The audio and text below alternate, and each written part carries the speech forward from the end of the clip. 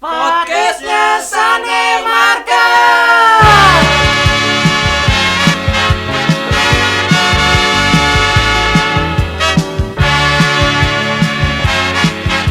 Happy Sunday.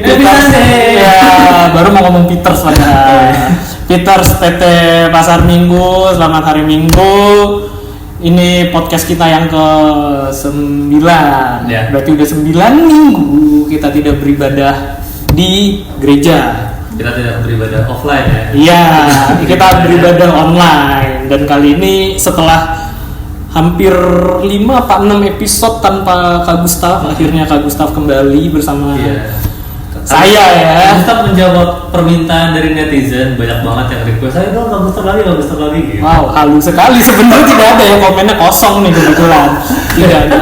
Langsung direct. Oh, direct message. Siap. Banyak banget dulu, Pak. Akhirnya mewujudkan itu semua ya. Akhirnya datang juga Kak Gustaf ke sini ya. Iya. Setelah 2 minggu sibuk ngurus anak. 2 minggu Lebih. Lebih. Itu 3 minggu. Berapa minggu sih? Intinya ngurus anak. Ngurus anak. Di tengah pandemi yang sekarang ini ya. Gimana Kalian kabarnya? dari nggak bisa jalan jadi bisa jalan Karena pandemi ini. karena gue yang ngurus. Oh, iya karena pandemi. Oke. Pandemi jadi gue ngurus. Jadi momen ya, jadi Oh, momen iya. untuk melihat tumbuh kembang anak. Iya, Jovian dari nggak bisa ngomong satu jadi bisa Ngomong satu. satu.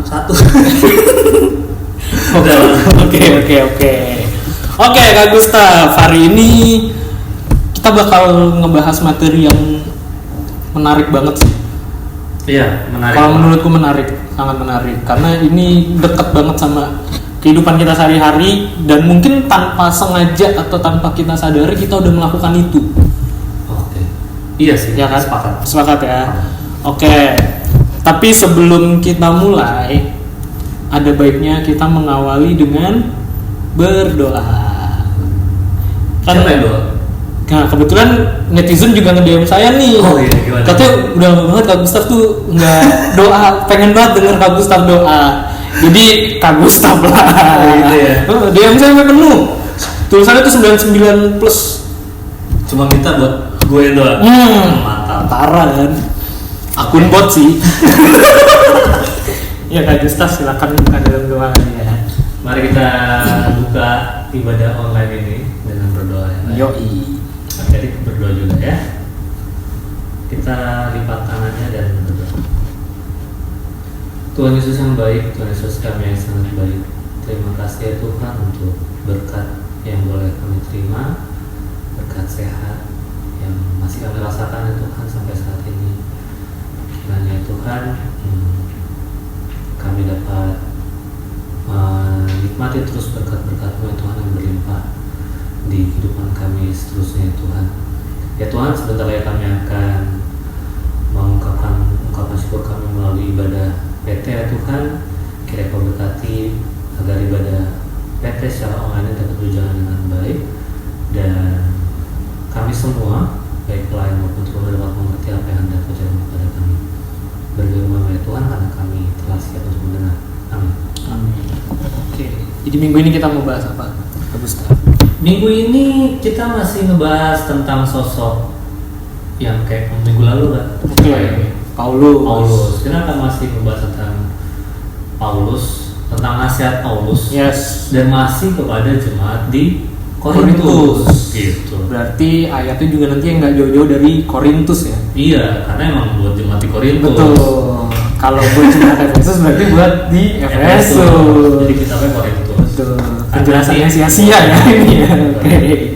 Oke, ngapain lagi sih jemaat Korintus ini? Soalnya kalau minggu lalu itu kan mereka lebih ke sombong, meninggikan dirinya, kayak gitu kan. Sehingga Paulus menegur dengan kasih kalau minggu lalu ya. menegurnya pakai contoh tentang dirinya sendiri Ya, gitu. bagaimana dia halus lah, mengasah. halus sekali. Tapi kali ini dia agak gregetan. Oh. Si Paulus ini agak gregetan kepada jemaat di Korintus sehingga negornya agak Keras dan straight to the point ya. straight to the point, nembak gitu. Oh, pakai tembakan? Enggak, kata-katanya. Oh, nembak. Oke. Nah itu Paulus. Tapi sebelum masuk ke kitabnya, kita akan sedikit membahas tentang perjamuan kudus. Oke. Karena nanti ayatnya menyinggung tentang perjamuan kudus. Apalagi adik-adik teruna juga kalau masih usia PT otomatis belum mengikuti perjamuan kudus. Betul ya. Tapi mungkin di sini kita bisa ngasih gambaran seperti apa sih perjamuan kudus dan bagaimana perjamuan kudus yang baik itu dilaksanakan atau dilakukan. Ya. Kita pengen menjelaskan itu sekarang. Biar adik-adik teruna bisa ngerti. Dapat gambarannya juga nanti, jadi setelah selesai katekisasi atau udah CD pun jadi expert. Wah, expert di perjamuan ya. Iya. Jadi kalau ada orang yang mengajar kamu udah nggak usah, udah bisa. Itu potongan rotinya agak miring sedikit gitu. Saking expertnya. Ya, pokoknya kita jelasin. Ya. Gimana Kak Gustaf? Perjamuan kudus itu pertama kali perintahnya itu ada di Perjanjian Baru di Kitab Injil. Itu perintah Tuhan Yesus sendiri kan. Oke. Waktu itu lagi perayaan Paskah. Udah dekat waktunya Tuhan Yesus untuk mati gitu kan, ditangkap gitu, dan mereka sempat melakukan perjamuan. Dia itu sebut sebagai perjamuan terakhir. Di situ Tuhan Yesus ngasih perintah bahwa di perjamuan itu setiap pengikutnya harus melakukan itu juga. Ya, singkatnya gitu lah. Perjamuan itu harus dilestarikan ya, sebagai bentuk untuk kita mengingat pengorbanan Tuhan, mensyukuri apa yang Tuhan Yesus sudah lakukan, dan itu harus dilakukan bersama-sama dengan jemaat Tuhan gitu kan. Orang-orang yang percaya sama Tuhan Yesus lainnya. Jadi harus ngumpul, terus kita makan roti, minum anggur bersama-sama gitu, sambil mengingat kasih Tuhan yang sudah memberikan nyawanya buat kita. Atau bahasa sehari-harinya mungkin bersekutu ya. Kita berkumpul itu bersekutu, bukan cuma sekedar ngumpul doang, tapi memang bersekutu, bertumbuh secara iman juga bersama-sama pada saat melakukan perjamuan itu. Jadi perjamuan itu benar-benar perintah langsung dari Tuhan Yesus. Gitu. Setuju. Dan kita pun sebagai gereja GPI Pasar Minggu juga melaksanakan itu kan. Ya. Kita ikut perjamuan, kita melaksanakan perjamuan kudus seperti perintah Tuhan Yesus. Ya. Jemaat mula-mula juga ngelakuin. Pokoknya namanya orang Kristen pasti ngelakuin perjamuan kudus, mau gereja apapun itu namanya. Kalau orang Katolik nyebutnya Ekaristi. Sakramen gitu. Nah, si bangsa Korintus ini, warga. Ya, jemaat di Korintus. Warga lokal Korintus. Kurang, oke. Oke, jemaat itu juga ngelakuin perjamuan kudus seperti yang kita kan. Tapi sayangnya, ada kesalahan lagi nih berarti nih si warga Korintus nih. Jemaat Korintus ngelakuin dengan cara yang tidak sepantasnya. Gitu. Ngapain nih? Ini menarik sih. Kita buka aja kali kan. Warga Korintus ya? Enggak, kita. Kitabnya. Oke, dari mana Kak Gustaf? Sekarang siapin Alkitabnya ya. Tolong dibuka ya. Cara bukanya yang ditandain biru. Oh, iya sama nih kebetulan nih. Oke, dari mana Kak Gustaf? Dari kitab 1 Korintus seperti yang kita bahas tadi ya. Ya.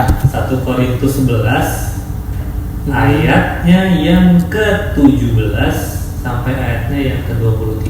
Iya. Baca ya. Kita baca bergantian atau bergantian boleh. Yang awal Kak Gustaf berarti ya dari ayat 17. Yang bacanya agak pakai intonasi ya kan. Kalau misalnya ada yang keras-keras gitu. Biar kelihatan. Oke. Oke. Kita mulai. Yang di rumah juga gitu ya? Iya. Kita aja yang aneh. Oke, ayo. Silakan Kak Gustaf. 1 Korintus 11 ayat 17 sampai 23.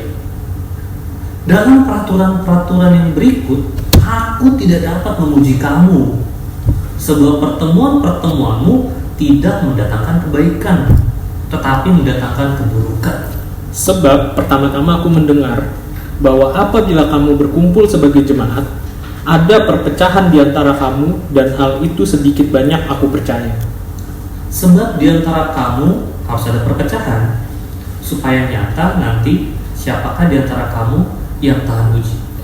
Apabila kamu berkumpul, kamu bukanlah berkumpul untuk makan perjamuan Tuhan. Sebab pada perjamuan itu, tiap-tiap orang memakan dahulu makanannya sendiri, sehingga yang seorang lapar dan yang lain mabuk. Apakah kamu tidak mempunyai rumah sendiri untuk makan dan minum? Atau maukah kamu menghinakan jemaat Allah dan memalukan orang-orang yang tidak mempunyai apa-apa? Apakah yang kukatakan kepada kamu memuji kamu? Dalam hal ini aku tidak memuji. Sebab apa yang telah kuteruskan kepadamu telah aku terima dari Tuhan, yaitu bahwa Tuhan Yesus pada malam waktu ia diserahkan mengambil roti. Itu ya. Keras ya, teguran keras ya dari Paulus buat jemaat Korintus. Ya jadi beda kan sama yang minggu lalu. Minggu lalu dia pasti perumpamaan Iya. sendiri. Kalau sekarang dia udah Menunjuk, tahu. nah, langsung to the point orang-orang. Kamu itu Yes. ini.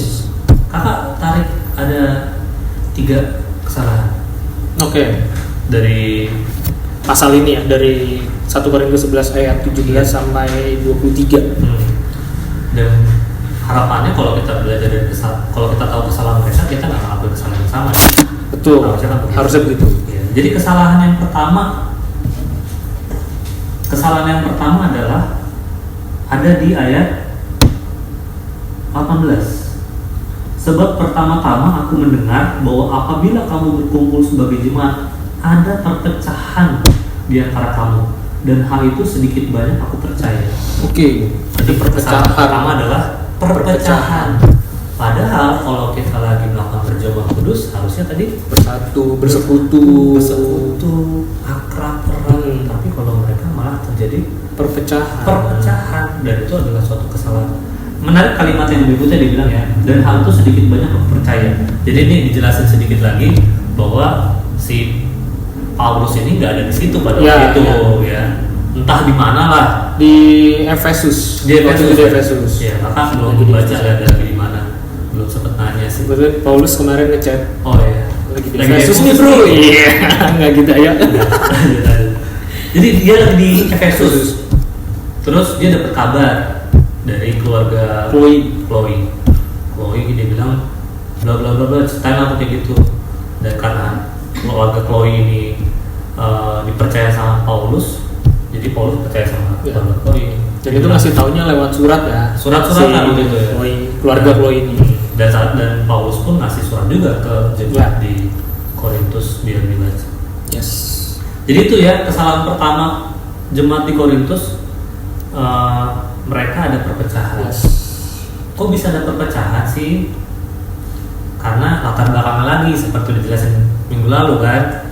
Latar belakang jemaat Korintus itu mayoritas jemaatnya atau orang-orangnya atau penduduknya itu memiliki taraf ekonomi yang cukup tinggi. Iya. Karena dari segi geografis juga kan kota Korintus itu merupakan kota pelabuhan. Sebetulnya Kak Gustaf kurang sepakat kalau dibilang itu taraf ekonominya tinggi.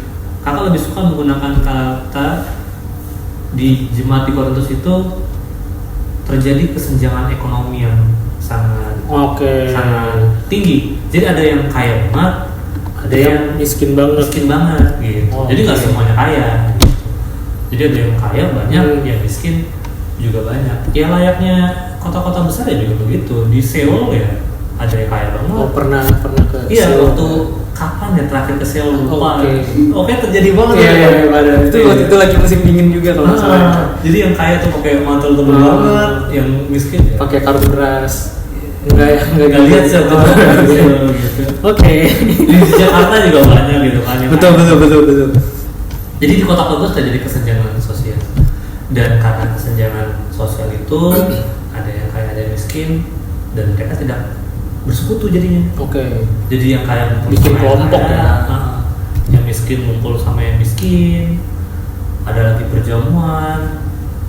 Ya itu hal yang tidak baik. Yap. Sebagai jemaat Tuhan itu nggak baik menurut Paulus. Ini ditegur. Itu pertama, kesalahan pertama orang Korintus adalah mereka terjadi perpecahan. Jadi perpecahannya bukan berantem ya, ini ditegaskan. Malah jadi perpecahannya karena mereka nggak saling ngobrol. Itu disebut mereka berkumpul di satu tempat tapi nggak saling sapa karena ada perbedaan kasta, mungkin lebih ke situ ya. Iya, kayak gitu. Jadi kalau misalnya kita sama-sama orang kaya ya kita ngobrol, tapi begitu ada orang-orang miskin di sana ya udah kita kacangin aja gitu. kita sama-sama orang kaya, kita berdoa. Kalau Kak Gustaf kaya, Kak Risto miskin, ya udah karena gitu kan. Untungnya kaya ya, kita sama-sama kaya ya. Oke. Yang kesalahan kedua ya. Pertama ngerti lah ya tentang perpecahan. Yang kedua adalah ada di ayat 21. Sebab pada perjamuan itu tiap-tiap orang memakan dahulu makanannya sendiri, sehingga yang seorang lapar dan yang lain mabuk.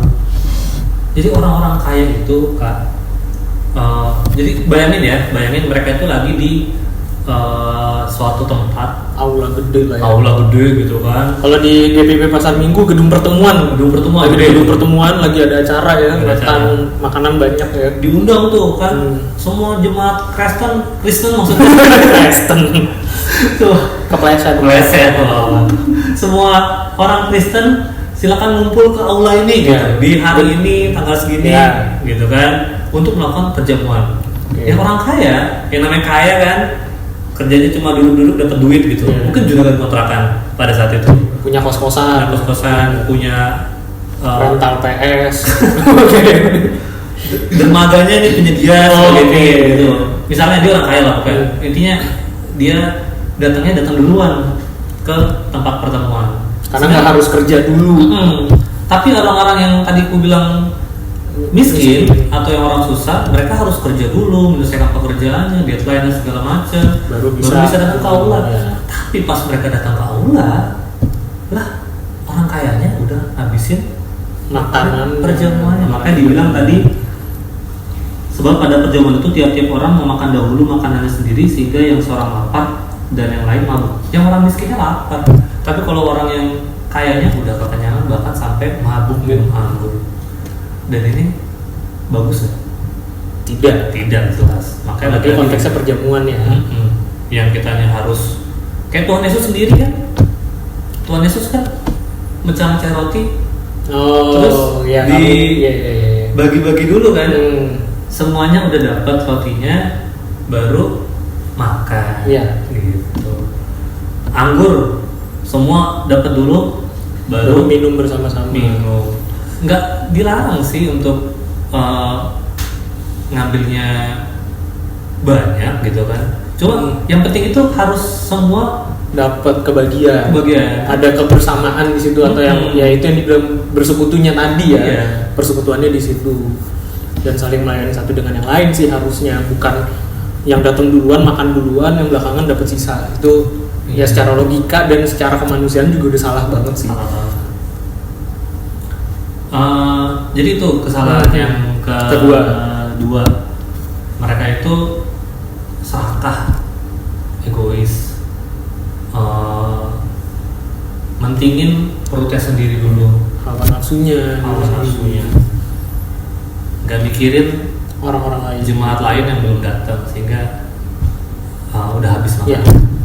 Jadi itu yang kedua, kesalahan jemaat di Korintus yang kedua. Kesalahan yang ketiga itu, bayangin ya, ini masih ada sangkut paut yang kedua gitu. Lagi perjamuan kudus, ya kesannya ibadah lah ya, namanya juga perjamuan kudus. Tapi sampai mabuk. Wah, gimana itu? Berarti dia sedang tidak menghormati Allah, sedang menghujat Allah secara tidak langsung itu sudah menghujat Allah. Karena ya itu dia, mana bisa kita datang menghadap Allah tapi dalam keadaan mabuk. Kita kan harus mempersiapkan diri dengan baik gitu. Di ayat setelahnya adik-adik bisa baca lagi, di situ ada penjelasan lebih rinci bagaimana sikap kamu yang paling baik dalam melaksanakan perjamuan kudus. Pokoknya harus persiapkan hati dulu, persiapkan diri sebaik mungkin baru bisa perjamuan kudus. Jangan dalam keadaan kekenyangan, mabuk itu. Jadi tiga ya. Perjamuan kudus pun juga sebenarnya konteksnya bukan untuk kita datang makan bareng-bareng untuk kenyang ya. Benar gak sih? Benar. Justru seharusnya kalau emang kondisinya lapar, better makan dulu. Itu juga makanya disinggung sama Paulus di ayat 22. Apakah kamu tidak mempunyai rumah sendiri untuk makan dan minum? Atau maukah kamu menghinakan jemaat Allah dan memalukan orang-orang yang tidak mempunyai apa-apa? apakah yang kukatakan kepada kamu memuji kamu? Dalam hal ini aku tidak memuji. Jadi ini sebenarnya tegurannya juga lebih ke orang-orang yang kaya kan ya. Karena ya logikanya lo orang kaya, masa ya masih kekurangan makanan sampai dalam perjamuan pun lo harus mengambil hak dari orang-orang yang kurang mampu gitu. Apalagi untuk mengenyangkan diri sampai mampu. Harusnya perjamuan tuh ya kayak kita gitu kan di sini. Kalau kita ngambil roti ya ambil satu aja gitu kan. Baru ntar ambil anggurnya satu juga. Emang gak ada larangan sih untuk ngambil banyak kan? Iya bener sih, karena kalau dulu kita balik ke zamannya Tuhan Yesus, waktu Tuhan Yesus mengangkat roti dan memecah-mecahkannya, kan dia membagikan, dia bilang ambillah, tapi kan ya udah ambillah titik ya, bukan ambillah, tapi cuma satu aja ya, kan gak gitu ya. Inilah roti. Inilah tubuhku yang kupecah-pecahkan. Ambillah. Satu aja, nggak boleh lebih, nggak ada. Anggur pun juga begitu. Intinya sebenarnya tidak ada peraturan tertulis bahwa kita nggak boleh ngambil lebih dari satu. Iya, satu potong kalau di perjamuan ya. Cuma intinya kita ngelakuin itu kenapa kita ambil satu doang di perjamuan kudus di gereja, ya biar semua orang kebagian. Dan yang penting bukan kenyangnya, tapi yang penting adalah mendapatkan berkatnya, persekutuannya, mengingat karya Tuhan. Nah itu. Dan jadi mereka tuh benar-benar salah datang ke perjamuan kudus buat kenyang. Buat mabuk itu udah salah banget. Dan karena dia melakukan perjamuan dengan cara yang salah, maka itu sudah masuk kategori menghujat atau tidak menghormati Tuhan ya. Jadi 3 perpecahan, egois atau serakah tadi. Egois, serakah, sama saya tidak menghormati Tuhan. Tidak menghormati Tuhan. Nah itulah Alkitabnya tentang itu kan. Sekarang coba kita bayangkan, kita renungkan, kita ngelakuin yang sama nggak sih sama mereka? Sama nggak kita kayak orang-orang Korintus ini? Menurut kalian itu sama nggak kita? Pasti sih secara tidak langsung. Yang poin pertama dulu deh kita bahas. Soal perpecahan itu pasti sering banget. Ada perpecahan ya di kita? Pasti dong. Oh pasti ya. Ya contoh nih ya, ibadah PT. Kalau kita ibadah normal ya, ibadah offline kalau kata Kak Gustaf, ibadah di gedung, kalian pasti susah banget untuk duduk bareng sama temen-temen yang bukan geng kalian. Ya kan? Pasti misalnya aku maunya duduk sama Kak Gustaf, sama Kak Irni, sama Kak Kalen misalnya. Tapi ada Kak Rahel nih, nggak mau, pokoknya nggak mau duduk sama Kak Rahel. Harus satu geng itu. Itu perpecahan udah. Itu perpecahan karena sudah mengelompokkan diri. Padahal kan kita datang ke ibadah itu untuk bersekutu, bersatu hati bersama-sama. Kalau dari tempat duduknya aja di kotak-kotakin, gimana hati bisa bersekutu dan bersatu hati sih? Sebetulnya Papa juga agak mengkritisi pelayan PT kan. Kita juga kita juga melakukan itu gitu kan. Anak PT duduk di kursinya, terus pelayan PT pada di belakang. Apalagi ya ada senior, ada terdengar sayur-sayur suara senior. Harusnya pelayan PT itu duduknya bareng sama adik, iya kan? Ya. Kita sering ingetin, maksudnya saling mengingatkan gitu. Ntar kita duduknya bareng ya, ketua kita sering ingetin gitu kan. Tapi cuma 1 minggu, 2 minggu, minggu ketiganya ada balik lagi belakang. Itu karena kita itu tadi nge-gap ya. Ini ada gap-gapan. Ini pelayan. Padahal harusnya kita dalam ibadah ya bersekutu. Ya sering banget terjadi ya. Mungkin berarti kalau di gereja kita biasa kan presbiter punya tempatnya sendiri. Gue nggak bayangin itu juga loh bro. Serius. Iya. Jadi kayak mungkin ya, nggak tahu ya ini boleh apa enggak, karena itu kan udah ada beberapa kaidah. Cuman akan lebih baik nggak sih misalnya presbiter duduk di jemaat? Iya. Terus kalau ada tugas ya tinggal maju ke depan. Jadi ada ya mungkin itu kita nggak tahu ya. Kita tahu ya. Kalau tahu ya. Masa lu pada suara kayak flash mob tiba-tiba berdiri satu nggak mungkin. Sautan dari sudut sana nggak mungkin. Tapi mungkin bisa ya gabung. Tapi balik lagi kita juga nggak tahu kaidah secara. Mungkin setelah kita ngomong ini ada itu. Mungkin nanti ada progres ke depan. Mungkin teman-teman dari sinode ya. Tinggi sekali sampai sinode. Aku takut dengan omonganku ini. Tapi Tapi Jadi kepikiran membaur, sih ya, tidak membaur. Betul. Agar tidak terjadi yang tadi dibilang Perpecahan. Mentang-mentang Maju presbiter, iya. terus pakai jas gitu, duduk ke depan gitu. Betul. Depannya di pojok. Harus pakai jas. Aku nggak pakai jas biasa. Gak Ini ada perintah. iya. Allah bilang kalau jadi presbiter harus pakai jas. Ya.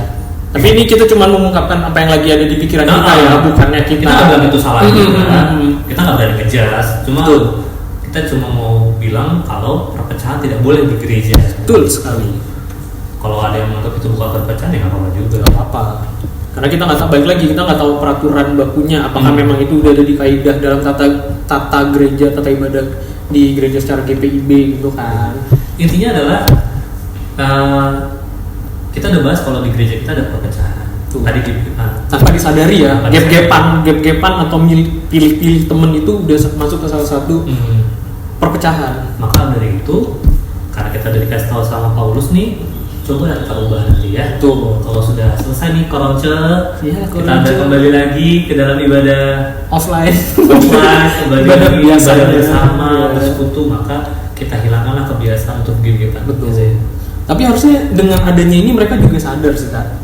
Ternyata nggak enak gap-gapan. Iya, gapnya jauh banget. Iya. Antar rumah. Antar rumah terus lama dalam durasi waktu yang lama. Bohong banget kalau mereka nggak kangen sama temen-temennya. Iya. Apalagi kalau Ibadah. udah kangen sama kampus tuh bohong banget ya. Oke, kita lanjut. Kenapa harus? Nah, ini sikap yang nggak boleh yang harus dibahas. Apa bukan? Egois, mementingkan diri sendiri. Oh iya, guys. Kak Gustaf baru ngomongin diri sendiri. Apaan? Biar masuk aja ada bridge-nya. Egois ya. Egois, yang kedua. Sekarang kita bahas yang kedua. Tadi yang pertama kan harap kalian ngerti. Iya, pasti ngerti sih. Yang kedua, sikap egois. Apakah kita juga melakukan sikap egois? Serakah gitu. Kita coba introspeksi diri ya. Kalau di orang Batak itu bisa kan? Karena ada satu orang yang egois jadi berantem. Masalah gara-gara jadi ada pesta nih. Ini kata Mama Kak Gustaf. Lagi ada pesta, motong babi misalnya. Berapa banyak babinya? Itu kan dipotong-potong dibagi-bagi kan. Masalah satu kantong babi aja, cuma satu kantong babi segini. ada satu keluarga yang nggak dapet karena misalnya jatahnya keambil sama keluarga lain, itu bisa jadi baku hantam, bisa main bacok-bacokan. Oke. Cuma karena ada satu orang yang pengen lebih gitu, Egois, sehingga ada serakah. keluarga yang nggak dapet gitu. Oke. Itu contoh dari keluarga Batak. Keluarga Batak. Kalau gue ada Kak, Apa tuh? contoh nyata yang mungkin nggak kadang sih, sering kita lakukan. Ya, apa tuh? Kalau kondangan, Oh. nah kondangan ya datang ke nikahan, orang normalnya, umumnya datang ke nikahan orang itu pasti datang ngisi buku tamu, terus harusnya salaman sama Masukin amplop dulu. oh ya masukin nggak boleh ke skip, ini penting, masukin amplop, terus langsung ke Jangan lupa Pak, di amplopnya kasih nama. oh iya Kadang suka sakit hati kalau Oke. datang tapi nggak ada amplopnya gitu. itu wajib ini jadi tata cara ya. Makanya intinya setelah registrasi itu ya masukin amplop dan lain-lain, yang benar harusnya kan langsung salaman sama pengantinnya, atau kalau ada atau kalau emang acaranya belum mulai kita datang duluan ya udah nunggu di situ.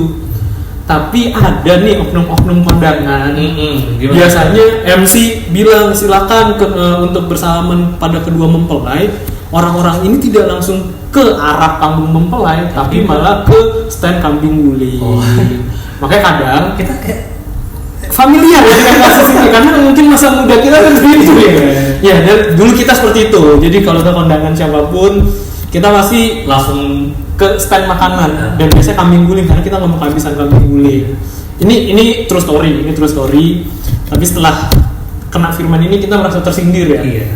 Ya kayak gitu. Itu sebenarnya juga salah satu bentuk sikap egois, karena kita udah makan nih dapat kambing gulingnya. Kita masih ngomongin kondangan tadi. Udah dapat kambing gulingnya, terus yang udah ngantri pas mau ngambil udah kehabisan. Malah dia jadi guling-guling kan. Kayak gitu. Itu karena egois akhirnya tidak semuanya kebagian. Bahkan ada yang ngantri 2 kali. Nah, kalau saya sih sekali Itu egois banget. Itu egois banget. Tuh. Berarti 2 kali juga dia punya Salah. kesempatan untuk salaman tapi tidak salaman. Iya. Itu salah. Maafin maafin aku Tuhan. Aku teringat dosaku zaman dulu. Iya. Jadi Serakah, egois itu masih satu kaitan lah ya. Ada yang menarik kan? Apa tuh? Dari kata egois itu ya, Kak Ustaz punya statement gini. Kalau misalnya kita punya berkat dari Tuhan, kelebihan, banyak dapat kelebihan dari Tuhan, tapi kita nggak share ke orang lain, itu egois juga. Oh iya. Misalnya nih, Kak Ustaz punya, misalnya kakak turunan ya, sebagai turunan misalnya.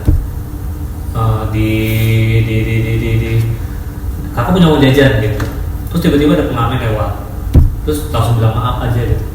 Padahal kita nggak punya uang jajan, kenapa nggak kita kasih gopay 1.000? Apalagi di masa pandemi kayak gini kan, mereka pasti butuh banget uang kan, kenapa nggak kasih 5.000? Kalau emang kita punya uang gitu, kalau bisa share. Kita pesen GoFood, bisa kita kasih tip, misalnya gitu kan. Nah itu ini sharing sedikit aja. Aku juga melakukan itu selama masa pandemi ini.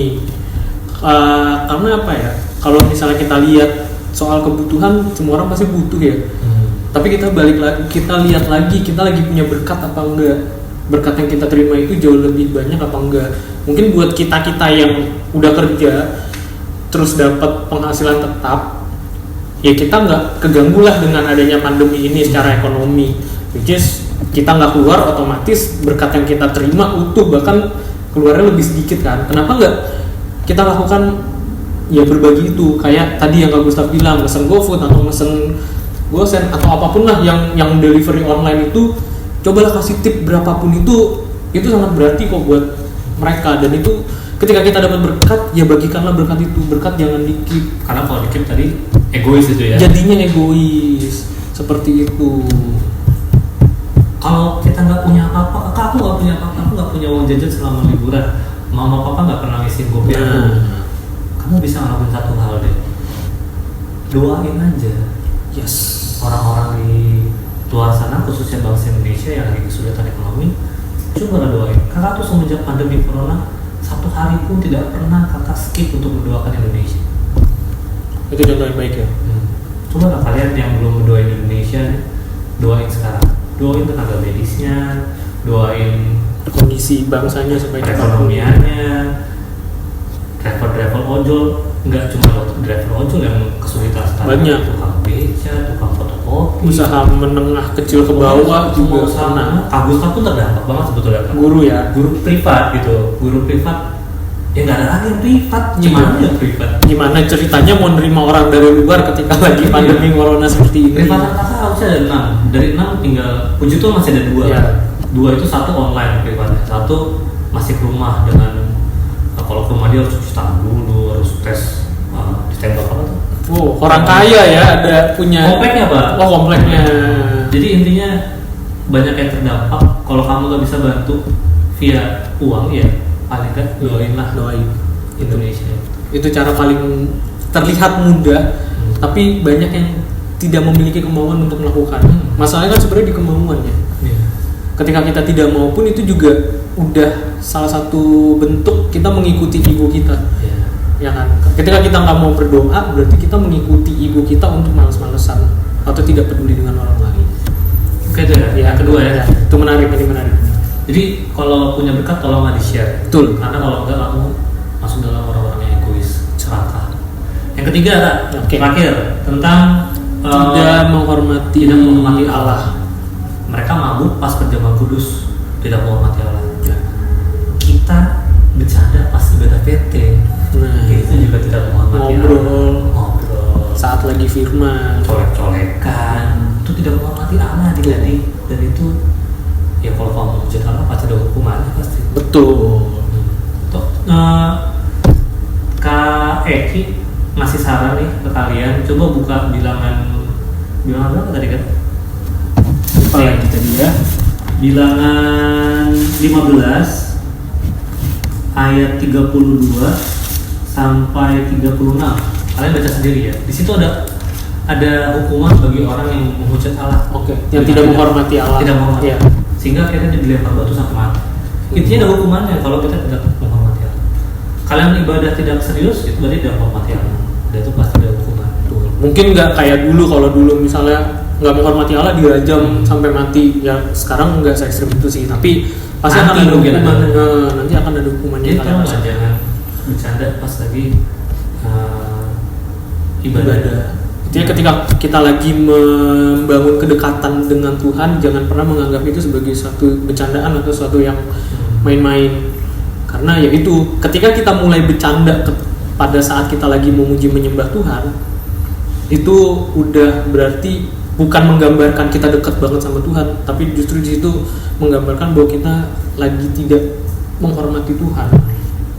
Dan ibadah online gini pun, ya kalau lagi diminta berdoa, berdoa, ibadahnya ya duduk, HP-nya duduk, jangan satunya HP buat online, satunya ngedengerin Agus ngomong, satunya lagi Mobile Legends, push terus. Atau ada kemarin aku ngeliat di stories, tidak disebutkan namanya, ibadah online beneran nih dibuka laptop, tapi sambil makan. Iya, ibadah online buka HP sambil tiduran, itu bukan ibadah bro namanya. Iya, jadinya ya apa bedanya dengan nonton YouTube dan hal-hal duniawi yang lain? Ada saudara Kak Gustaf punya warung nggak? Ibadah online buka, HP-nya nyala, ngomong tuh ibadahnya jalan gitu kan. Tapi sudah sambil ngelayanin orang, ada yang beli dia kata. Boleh, berani tak satu. Tetap dilayani, kenapa ditutup dulu gitu warungnya? Dan fokus bener-bener ngasih waktunya buat Tuhan. Berapa lama sih ibadah online sekarang? Setengah jam. Paling lama juga sejam biasanya kan. Jadi please, kalau lagi ibadah online gini pun siapkan posisi hati yang terbaik, posisi yang terbaik.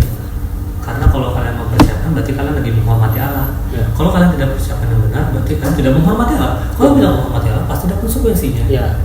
Gitu. Sama satu lagi kan, kadang tuh ketika ibadah online nggak tahu ya, semoga adik-adik di rumah tidak melakukan ini, cuman maksudnya pasti ada yang ibadah online ya udah baru bangun tidur langsung ibadah. Bagus sih misalnya kita berpikir untuk oh ya bangun tidur ibadah gue cari Tuhan, tapi at least siapkan diri dengan layak. Kalau aku sebelum ibadah online pasti mandi kan, maksudnya even cuman pakai kaos atau celana pendek di rumah, nggak yang serapih itu juga, tapi at least kalian menghadap Tuhan dengan layak gitu. Ya bayangin aja ketika kalian mau ketemu presiden, masa kalian belum mandi, ya kan? Simple thing sih, tapi itu juga jadi salah satu perwujudan bahwa kita lagi menghormati Tuhan. Jadi yang kemarin-kemarin masih kayak gitu yang kita kasih tahu, semoga tidak dilakukan lagi. Hari ini terakhir misalnya. Iya, karena baru denger kan, baru denger. Minggu depan ya. Ya. Udah itu sih Kak. Oke. Menarik ya. Menarik. Ya. Jadi ada 3 ya. Please adik-adik, jangan lagi ada perpecahan di antara kita, jangan lagi ada sikap egois atau serakah. Tolonglah berbagi. Sekecil apapun saat itu sangat berguna. Betul. Gitu ya. Jangan egois, jangan serakah. Lakukanlah kegiatan berbagi. Jika bisa berbagi materi, berbagilah doa. Gitu. Dan yang terakhir adalah mulailah untuk lebih menghormati Allah dengan cara fokus dan beribadah.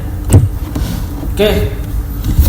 Thank you Kak Gustaf buat firmannya minggu ini. Semoga yang di rumah juga bisa ngerti dan ngejalanin. Jadi nggak cuma didengar dan ditonton doang, tapi boleh dilakukan.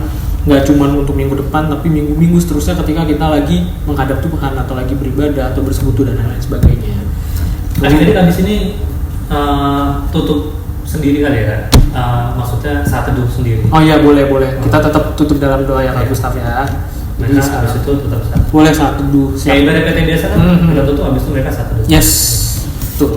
Oke. Kita tutup podcastnya hari ini. Kak Gustaf silahkan tutup dalam doa. Nanti ada pengumuman setelah doa. Iya. Oke. Mari kita berdoa. Tuhan Yesus yang baik, terima kasih untuk firman yang boleh kami dengar ya Tuhan. Untuk sebanyak yang kami pelajari, ada 3 poin ya Tuhan, kiranya kami dapat melakukannya dalam kehidupan kami sehari-hari. Setiap larangan-Mu kami turuti ya Tuhan, dan setiap anjuran dan perintah-Mu kami turuti juga ya Tuhan. Kuatkan kami, mampukan kami ya Tuhan, karena tanpa bantuan-Mu kami tidak mampu melakukannya ya Tuhan. Kiranya memberkati kami agar tetap sehat, berkati Indonesia agar segera pulih ya Tuhan dari keterpurukan karena virus corona ya Tuhan. Dalam nama-Mu Tuhan Oke, jangan lupa setelah podcast ini, setelah nonton, jangan pause dulu. Setelah nonton atau mendengarkan podcast ini, nanti akan ada kuis. Sama, ini kan selama pandemi kita tidak bisa memberikan persembahan secara langsung. Jadi metodenya adalah kalian bikin celengan sendiri di rumah, terus masukkan uang kalian ke dalam celengan kalian. Nanti ketika pandemi ini udah berakhir, bawa celengannya saat ibadah pertama nanti, itu akan nanti diserahkan ke gereja. Jadi intinya nabung dulu nih, persembahannya ditabung. Oke, itu aja kayaknya pengumumannya. Latihan futsal belum ada. Belum, ya memang tidak boleh juga. Latihan basket juga tidak ada. Via virtual main game boleh kalian. Latihan Mobile Legends.